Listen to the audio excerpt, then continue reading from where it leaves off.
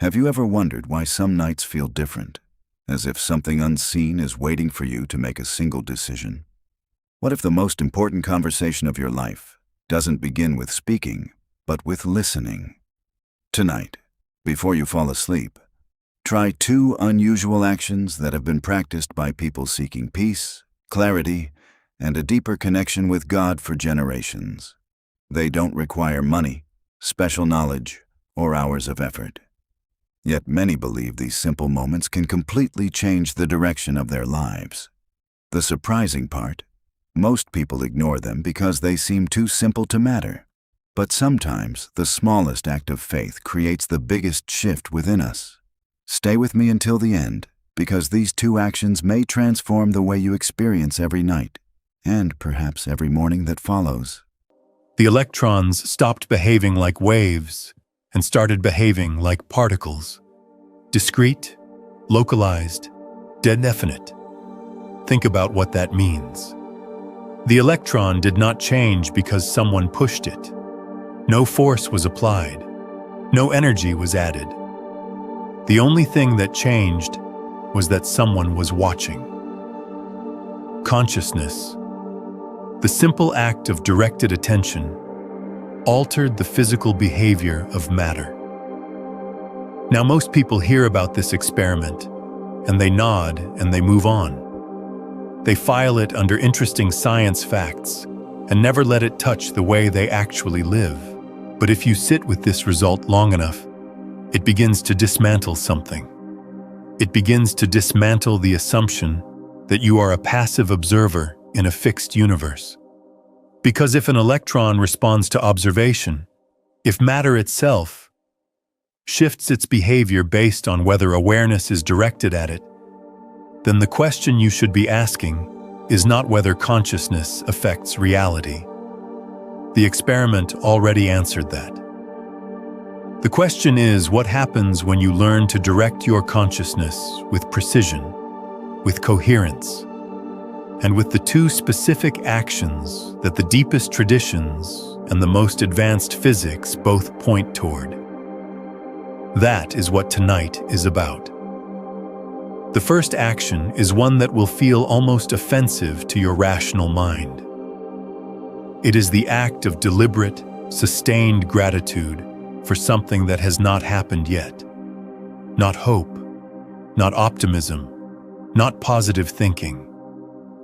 Gratitude.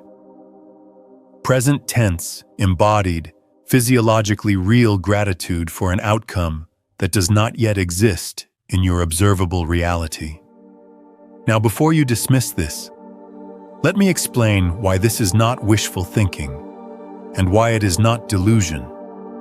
Let me take you into the neuroscience first, and then into the physics, because both of them converge on the same extraordinary conclusion.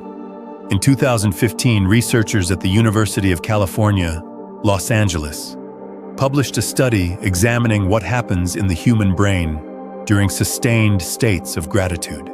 Using functional MRI scanning, they observed that when subjects experienced genuine gratitude, not performed gratitude, not the kind you recite because someone told you to keep a gratitude journal, but the kind that arises as a felt sense in the body, specific regions of the brain activated in a pattern that was distinct from any other positive emotion they tested.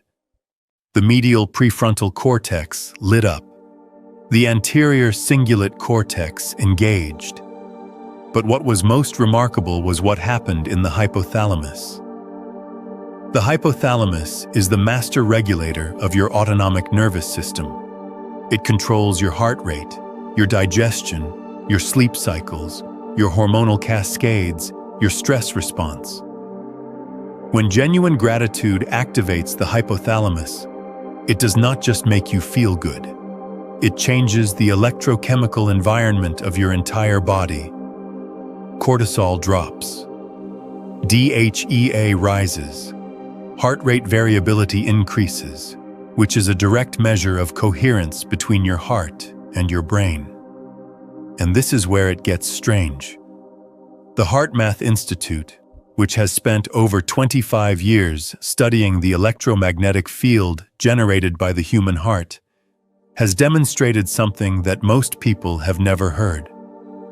Your heart generates an electromagnetic field that extends several feet beyond your body. This is not metaphor.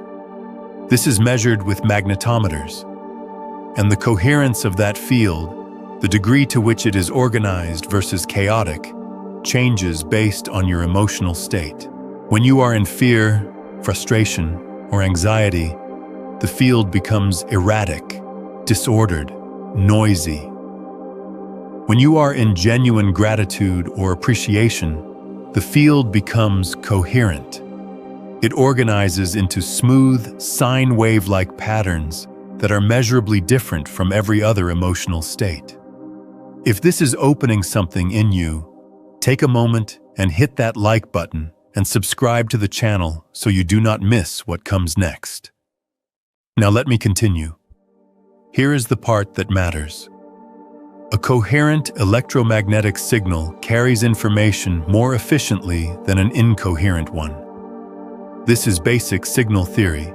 It is why a radio station transmitting a clean signal reaches farther than one transmitting static.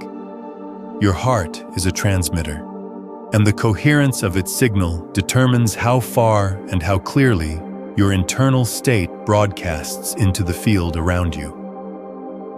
Now bring the quantum experiment back in. If observation affects matter, and if your heart is generating a coherent electromagnetic field that extends beyond your body, and if that field's coherence is determined by your emotional state, then what you are feeling is not just a private experience. It is a broadcast. It is a signal being sent into the quantum field, the same field in which particles respond to observation, the same field in which matter has been demonstrated to change its behavior based on the presence of awareness. So when I say gratitude for something that has not happened yet, I am not asking you to pretend. I am asking you to generate a coherent signal. I am asking you to become a clear transmitter. And I am asking you to do it in a very specific way that most people never learn. Because most people practice gratitude as a thought. They think the words, "I am grateful." They make a list. They say it out loud. And nothing changes. Nothing changes because the signal was never coherent. The thought was in the mind, but the body was still broadcasting fear. The words said one thing, but the hypothalamus was still running the old program, still pumping cortisol, still generating the erratic, noisy field of someone who is surviving, not someone who has already received.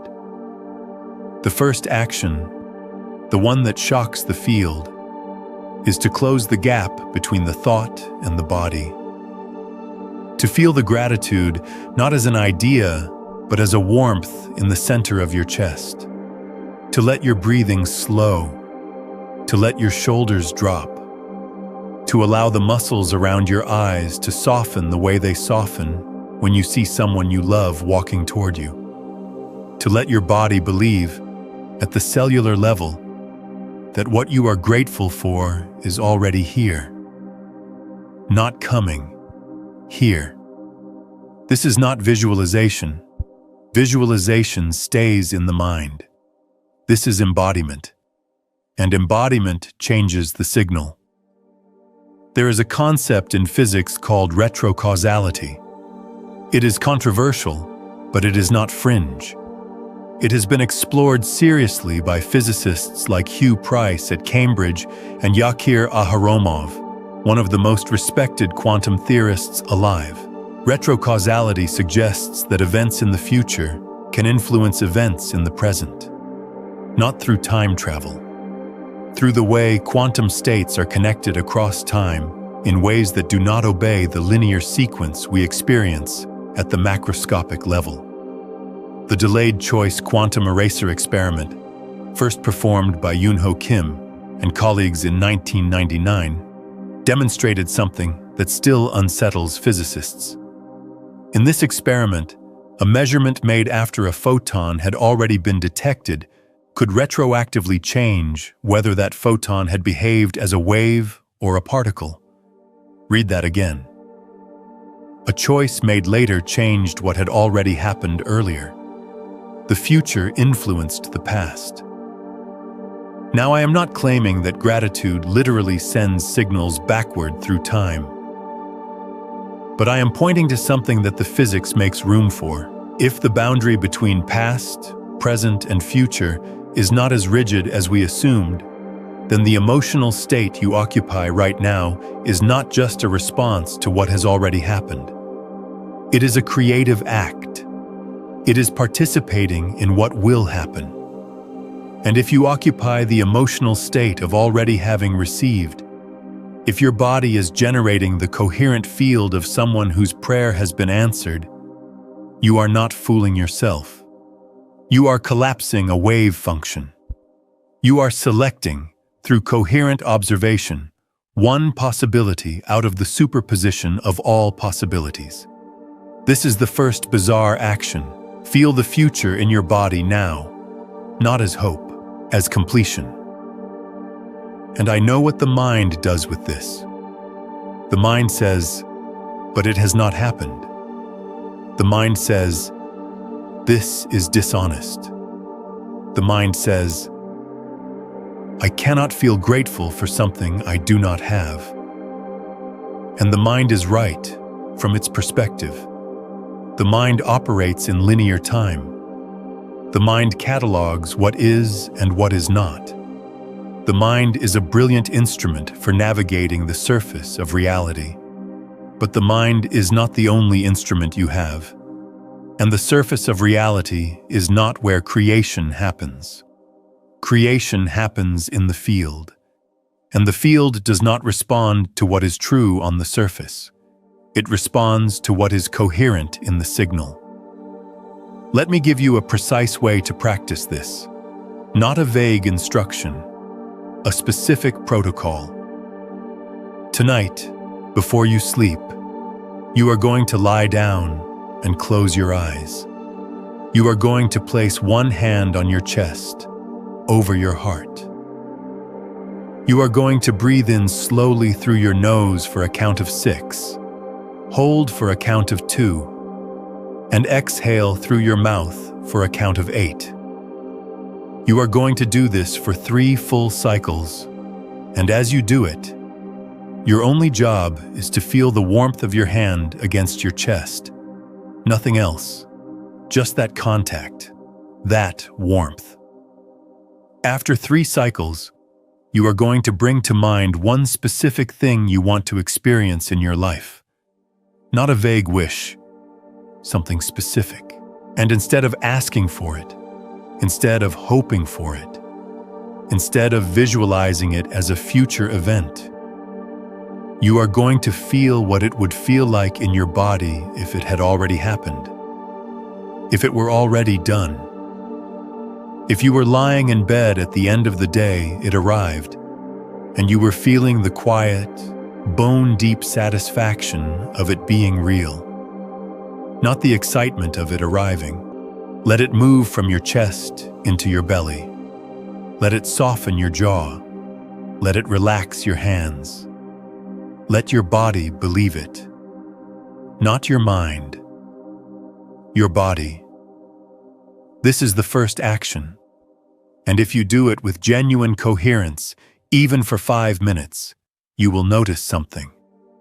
You will notice that your body does not know the difference between a real experience and a vividly felt one. Your hypothalamus does not check the external world before responding. It responds to the signal it receives from your emotional state. And when that signal says complete, safe, grateful, received, the entire chemical cascade of your body shifts.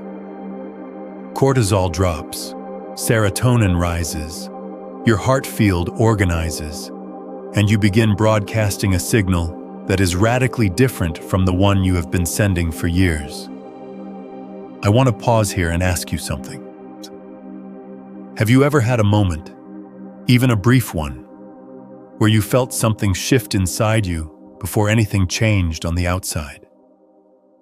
A moment where your body relaxed into a knowing that your mind could not explain. Tell me about that moment in the comments. I want to hear what that felt like for you. That is the first action. Now let me tell you about the second one, because the second one is the one that truly shocks the system. The second action is surrender, but not the kind of surrender you think. Most people, when they hear the word surrender, think of giving up. They think of defeat. They think of resignation, of throwing your hands in the air and saying, "Fine, I will take whatever comes." That is not surrender.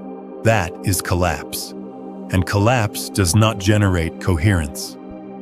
Collapse generates the signal of someone who has been broken by circumstance, and the field responds to that signal accordingly. It gives you more of what broke you. Real surrender is something entirely different. Real surrender is the deliberate release of your attachment to how and when. Not your attachment to the outcome, your attachment to the mechanism and the timeline. And this distinction is everything. Because most people who try to work with consciousness, who try to use these principles, fail at exactly this point. They generate the gratitude. They feel it in their body. They get the coherence going. And then they open their eyes and immediately start trying to figure out how it is going to happen. They start scanning their environment for evidence. They start checking the timeline.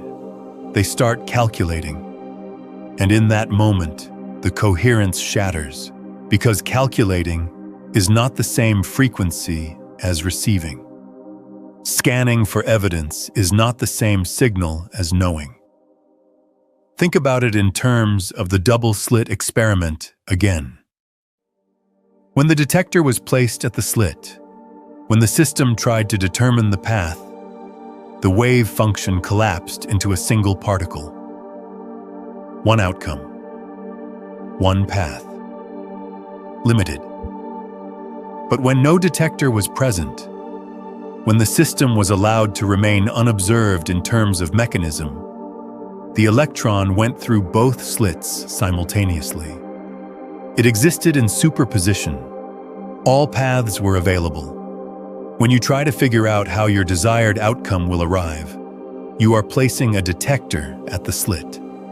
You are collapsing the superposition of all possible delivery mechanisms into the one or two you can imagine with your conscious mind. And your conscious mind, brilliant as it is, can only imagine possibilities based on your past experience. It can only conceive of pathways it has seen before. But the field has access to pathways you have never imagined, connections you could not predict, timing you could not engineer, coincidences that are not coincidences at all, but the natural behavior of a coherent system organizing itself. Surrender, real surrender, is removing the detector. It is allowing the wave function of possibility to remain uncollapsed. It is saying, with your whole body, I know what I have received. I do not need to know how it arrives, and I release my grip on the timeline. This is not passive. This is the most active, most courageous thing a human being can do. Because every instinct you have, every survival mechanism that has kept your ancestors alive for hundreds of thousands of years, screams at you to control, to plan, to grip, to monitor, to manage. Your amygdala, the almond-shaped cluster of neurons deep in your temporal lobe that processes threat, does not distinguish between a genuine physical danger and the uncertainty of not knowing how something will happen. To your amygdala, uncertainty is threat, and threat triggers the same cascade: cortisol, adrenaline, shallow breathing, contracted muscles, that destroys the coherence you just built. If you stayed until this moment, don't let this message end as just another video. Tonight, before you close your eyes, take a quiet moment to reflect, express gratitude, and open your heart in sincere prayer. Whether you see an immediate change or not, every meaningful transformation begins with a single intentional step. If this message encouraged you, share it with someone who may need hope tonight. And remember this: sometimes the greatest answers don't arrive with noise. They arrive in the stillness, when we're finally ready to listen. Sleep peacefully, keep your faith alive, and I'll see you in the next video.